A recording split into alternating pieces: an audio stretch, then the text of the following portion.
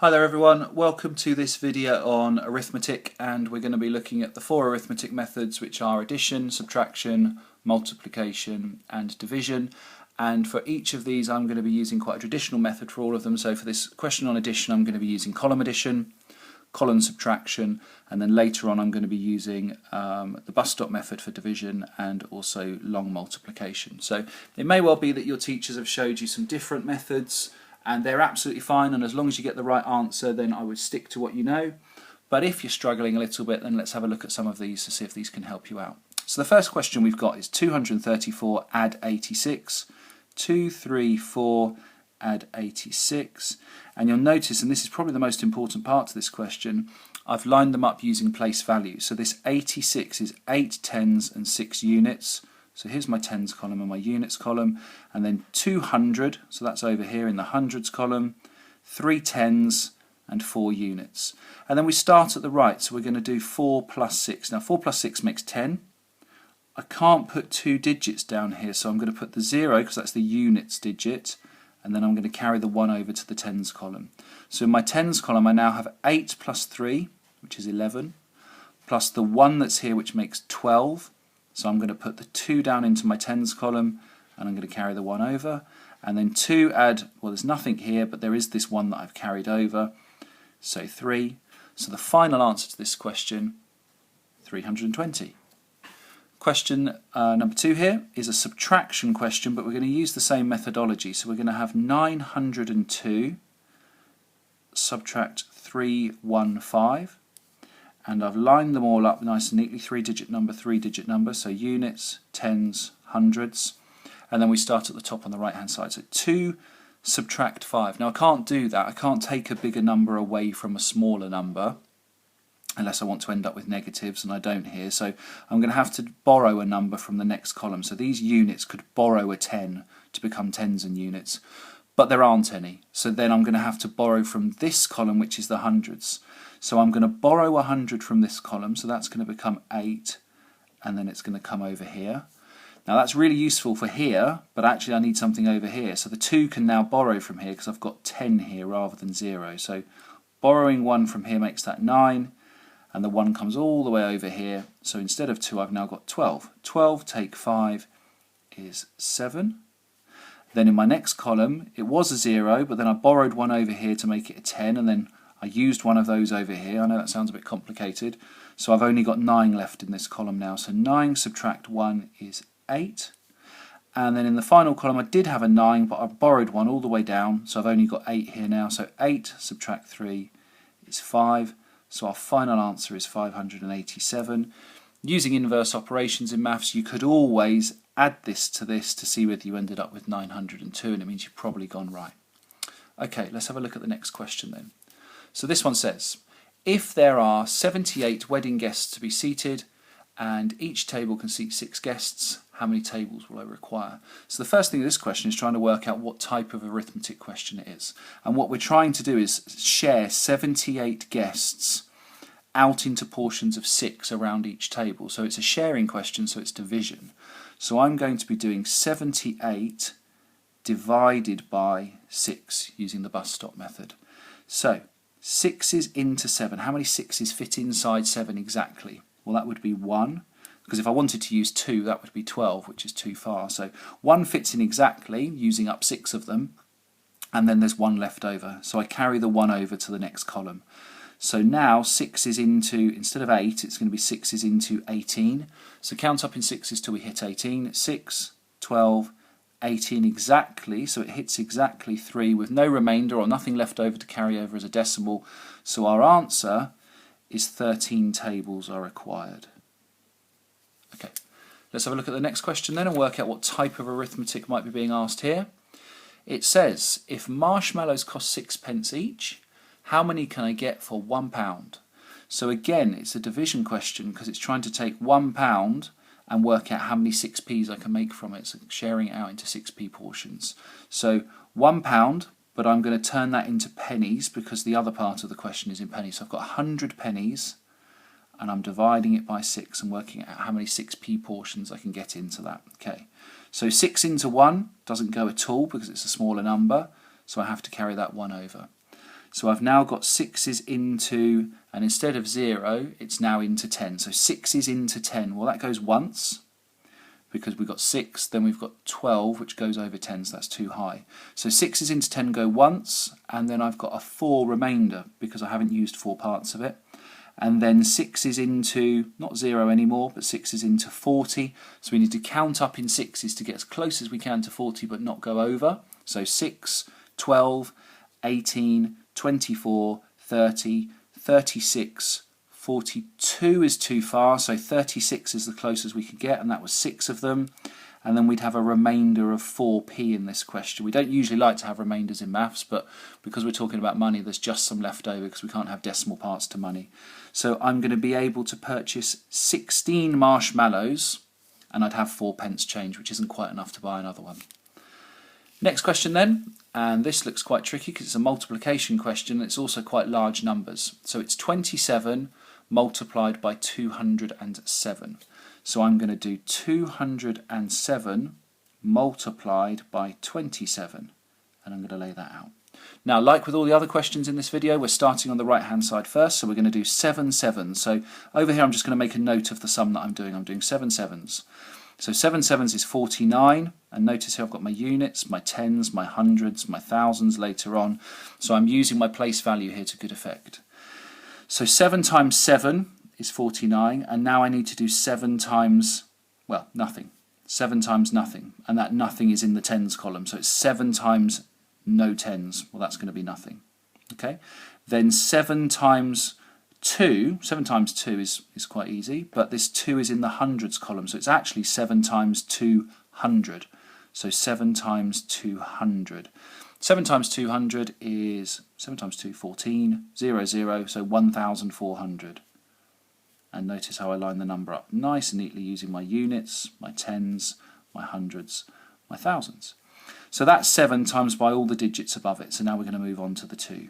Now remember, this 2 isn't a 2, it's a 20 because the 2's in the tens column. So every time we come to times this, we're going to have to remember that it's a 20. So 2 times 7, not 2 times 7, 20 times 7. So 20 times 7. 2 sevens are 14, don't forget the 0, so 140 using our place value. We've then got our 2 times nothing, or our 20 times nothing. So that's still nothing. And then we've got our 2 here times our 2 here. 2 times 2, 4. That's nice and easy, but it's not because it's 20, tens and units, times 200 because of the column that it's in. So we're doing 20 times 200. So we'll do our 2 times 2, which is 4, and then we've got 1, 2, 3 place value holders there. So 1, 2, 3, and our 4. So that's all of our calculations. We've done the 7 times those 3 bits, and we've done the 2, or the 20 times those 3 bits. So all's left now, and I'm running out of space here, is to add up all of our columns here. So in this column, total of 9. In this column, 0, 4, 0, 4, total of 8. In this column, 0, 1, 4 is 5. And in this column, 4 and 1 is 5. So the answer, 5, 5, 8, 9. Plenty of other ways to do that one, but I hope you found this method quite simple and straightforward and logical to leave the working out there. And then we've got an interesting question here because it's a partial question. We've got what looks like 38 multiplied by 7, and then we've kind of got the stages filled in, but with some gaps, like someone's kind of missed out some bits and hasn't quite finished the work off. So let's follow the method we've just used. This first line here is going to be 7 times 8. Because we've got the 7 and we've times it by the digit above it. So 7 eighths are 56, 5 and, so the missing one must be a 6. And then our next line here is going to be 7 times 3, but remember this is in the tens column, so it's 30, so it's actually 7 times 30. 7 times 3 is 21, not forgetting the 0 is 210, so 2 hundreds and 110 and 0 units. So that's our blanks filled in, and then remember on the one above, how did we find this bit? Well, it was the addition of all of the stages above it. So 6 plus 0 is 6, 5 plus 1 is 6, and 2 plus nothing else is 2, so we've filled in our 3 digits. So, if you're feeling comfortable or confident or a bit better about your arithmetic, I've got some questions for you to try here. Pause the video, give them a go, and then when you're ready, press play again and we can have a look at some of the solutions. Okay. 946 plus 237. 946 plus 237. Let's have a look at that then. 6 plus 7 is 13, so I write the 3, carry the 1. 4 plus 3 is 7, plus the 1 makes 8. 9 plus 2 is 11. So 1, carry the 1, nothing else in this column, so just the 1. 1,183. 7, 4, 8, subtract 2, 5, 9. 8 subtract 9 I can't do because the number underneath is bigger, so I'm going to have to borrow. So this 4 becomes a 3. Now I've got 18 subtract 9, which I can do, which is 9. 3 instead of 4 now, because I borrowed, remember. So 3 subtract 5 I can't do, so I'm going to have to borrow from here. So that now becomes 13 subtract 5, which is 8. And then 6 subtract 2 is 4. So 489. Okay, next one then. 34 multiplied by 823. Let's move this one over here a little bit because this is going to take a bit of space, I think. So 823 units, tens, hundreds, multiplied by 34 units, tens. Okay, first calculation, 4 times 3 is 12. So 2 units and 1 in the tens column. Next calculation, 4 times 2, but it's in the tens column, so it's 4 times 20, which is 80. Next one, 4 times 8, but it's in the hundred column, so it's 4 times 800. So 4 times 8 is 32. 2 zeros here make 0, 0, 32. Check our place values, units, tens, hundreds. We're now into our thousands. And now we've got our 3. So remember this 3 is in the tens column, so it's a 30. So 30 times 3 is our next one. 30 times 3. 3 times 3 is 9, don't forget the 0. So 90. 30 times, and the 2's in the tens column, so it's 20. 30 times 20. 3 times 2 is 6, 0 and 0. And then we've got 3 times 8, but it's 30 and it's 800. So 30 times 800, which sounds like quite a big sum, but we'll do 3 times 8, which is 24, 0, 0, 0. Okay. 1, 2, 3, 4, 5, 6. 1, 2, 3, 4, 5, 6. So I've done all the parts. Now I've just got to bring them together and do the addition. So this first column here in the units, 2 units in total. Tens column, 8 plus 1 is 9, plus another 9 is 18. So I write the 8, carry the 1. Hundreds column, 6, 7, 8, the 9 from the one I borrowed. Thousands columns, 3 and 4 make 7. And hundreds of thousands of columns, there's just a 2. Oh, sorry, tens of thousands of columns, my mistake there. 27,982.